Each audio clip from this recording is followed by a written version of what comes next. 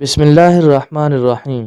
एक रोज़ मकाम सहबा में हजूर सल्लल्लाहु अलैहि वसल्लम ने नमाज ज़ोहर अदा की और फिर हज़रत अली रज़ी अल्लाह तआला अन्हु को किसी काम के लिए रवाना फरमाया। हज़रत अली रज़ी अल्लाह तआला अन्हु के वापस आने तक हजूर सल्लल्लाहु अलैहि वसल्लम ने नमाज असर भी अदा फरमा ली और जब हज़रत अली रज़ी अल्लाह तआला अन्हु वापस आए तो इनकी आगोश में अपना सर मुबारक रख कर हजूर सल्लल्लाहु अलैहि वसल्लम सो गए। हज़रत अली रज़ी अल्लाह तआला अन्हु ने अभी तक नमाज असर अदा न की थी और इधर सूरज को देखा तो गरूब होने वाला था। हज़रत अली रज़ी अल्लाह तआला अन्हु सोचने लगे कि इधर रसूल खुदा आराम फरमा रहे हैं और इधर नमाज खुदा का वक़्त हो रहा है।